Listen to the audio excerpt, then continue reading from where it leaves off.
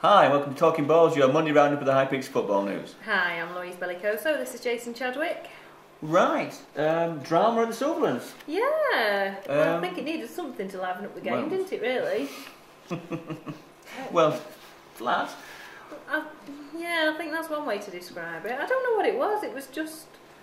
There was something missing from Buxton. They weren't right, and a disappointing performance, and... Other than the score, obviously. Yeah. They've got the 3 points, but... But I must admit, I think it was one of those games where if it hadn't been for a penalty, they would never have scored, even if they'd played all night. No, well, I mean, Clive and John both said it was one of the worst games they've seen for a long time, didn't they? So it wasn't a great performance. No. Only really enlivened by Mr. Rinkovic and his... referee chasing around the pitch, wasn't he, at one point? Yeah, I suppose we better explain really what happened was game heading to 0-0, 0-0 written all over it, didn't it, all the way through. I mean, Worksop had a couple of good chances, Buxton had a couple of chances, but it wasn't one where it was, anything like that. I know in his interview Clive says that he thought Buxton, that Worksop were the better team, doesn't he? And Buxton certainly didn't play well, did they? They didn't. But then heading all the way to 0-0, 90 minutes, Buxton get a penalty after Steve-O was brought down, wasn't it? Yeah. And Reedy steps up, no problem, straight into the back of the net. So Buxton win the game 1-0 in the 90th minute. Then the Worksop manager, Peter Rinkovic, obviously not impressed. No. I mean, he had a lot to say about the referee all the game, to be honest. He was on the ref's back from the first 10 minutes, wasn't he, to be honest? I think a lot of it was a bit cheeky, to be perfectly honest with you, because I thought a lot went Worksop's way in the first half, certainly in the first half. Well, I'm not going to say anything about the pen because I didn't see Stevens go down, but... it certainly looked like a pen from where I was. Fine. I've got no issue with that at all, to be honest with you. And I'm not just saying that, obviously, but... and then, of course, final whistle just after, and... Not happy, was he? He was... I think the referee sort of had to try and herd him off the pitch because he was sort of there was sort of 4 or 5 minutes of general aggravation, wasn't there? And then he had to sort of shoo him down the pitch. Off the pitch and down the tunnel, didn't he? They were really trying to get him off, weren't they? And, not a happy bunny. There was a lot of shouts at the referee and things as the fans were leaving, weren't there? Some rather interesting language. Yeah, well, I thought the referee was quite poor until he awarded us the penalty. Yeah. Agreed. The last 90 seconds redeemed it, I think. Yeah, I think so. So, an important 3 points, because with the other results going quite well in Buxton's favour, a lot of the other results, didn't they? Really, Retford losing. Ferriby only managed to draw. It means Buxton are now only 5 points behind Retford. It's getting tight, isn't it? Is good, and another 3 points, second win in a week. I mean, after that really hard-fought win at Retford on Tuesday. It's strengthened the position. It's been a good week all in all for the Bucks, yeah. hasn't it? We should say that Lee Morris started, didn't he? Yeah, it was nice to see Lee Morris back actually. And of course, Gav Knight came on as a sub. Didn't he? For about the last 20 minutes. So obviously that makes things a bit better heading into these last few games because it gives Reed a bit more of a selection choice. And I mean, I think when they're all back and fully fit properly, because I think both of them did look a bit tired. I must admit.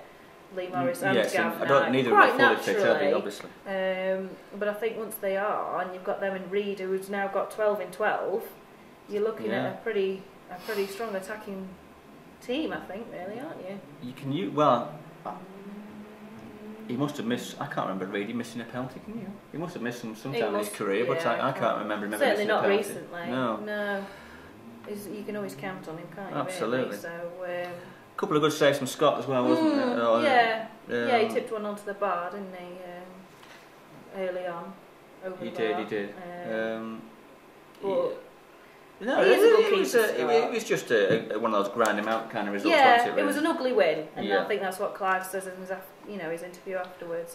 But that's what you need at this stage of the season, isn't it? And Good Friday, going to Stocksbridge. Stocksbridge, yes, that should be quite a tough one, really. I know they've had a few new players, I think, just lately, so that should be quite an interesting one. Games. I mean, they're up in the mix as well, aren't they? Yeah, and then of course Monday, another local team, and our favourites, Matlock Town. Yeah, coming to the Silverlands, so that should be a nice Easter feast for you. Easter feast. Yeah. So let's hope we can, Right, well, let's play Clive's words of wisdom. Yeah. Apologies to Clive, he did give us a lot. A best part of 20 minutes, and I've had to chop it down to a reasonable length. So apologies to Clive for taking so much out, but we've kept the best bits. Yeah. Let's see have a what look. You had to say. If it were on Match at Day tonight, I wouldn't be staying up to watch it. We were, I won't say pathetic, but we didn't play very well, and it was just one of those, you know, I could fill it with cliches and fill it with rubbish, but it were a real, the archetypal horrible ugly 1-0. Yeah. And for it to be a horrible ugly 1-0 in it last minute is even sometimes it feels like you've won 6-0, doesn't it, I think, but I'll take it because I've been on end of so many in past, you know, that you just take it, don't you, and move on, really. You know, John's just said in there, take it, horrible, ugly, we didn't play well. Real laughed at Lord Mayor's show after we worked so hard other night, and I don't think we strung 2 bloody passes together, to be honest, but we get a penalty, we're pressing forward, we get a penalty, and as usual Reedy sticks it in, and I'll just take it, horrible 1-0 and 3 points, you know. You must have been frustrated at the lack of real opportunities though. Yeah, we didn't. I'd said at half time we didn't create a chance. Well, 35th minute, Blackie put a cross over, and you know I was sat in stand watching it. And to be fair to Worksop, they played better than us on the day. I thought they played better than us. You know, they had a few chances for staff. They played better with the wind, and they played better against the wind than us. But sometimes, you know, a best team doesn't win every game all the time. You know, the majority of times they do, but they don't all the time. And I thought they played. He can be quite proud of them. I think their manager, you know, I know he had raging ump at the end, but John and myself and the lads have been on end of 1 or 2 of them. And when you're down there,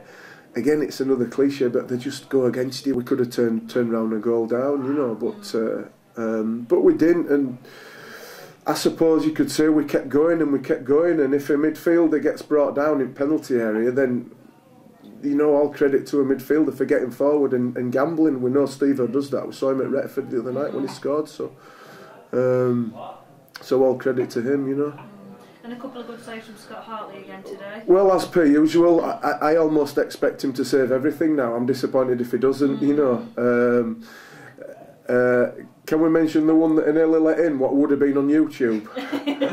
I think he's obviously lost it in the sun. You know, he said at half time, and it was just one of them things, really. But you expect Scott to save him, I think, sometimes. You know, that's just what he does. He's got them saves in his locker, and he is the best goalkeeper in the league. I'm just bothered about going to Stocksbridge on Friday now. Obviously, the results today, you know, are going to mean a lot to us as well. Yeah. But we've just got to have a look at who's injured, who's carrying knocks. Joe was injured. I think Lee Morris will be a little bit stiff. I know Greg's still carrying his groin, but I think, as you all know, Greg will you know, if I tell him to jump off a block of flats, he'll do it. He'll run through a brick wall for us. So hopefully we'll have a look on you know, sort of Tuesday, Wednesday, and see where we're looking. And you know, we're all going to work. We've all got to go to work, and then all of a sudden you sort of think about the game, and you think, well, you know, we're where we are in the league, and you know, and it just keeps it so exciting for us all, doesn't it? Yeah. You know, it just keeps, you know, the season alive. And if you wanted me to be really honest, you know, I will be really honest, and I think we've given ourselves a lot to do.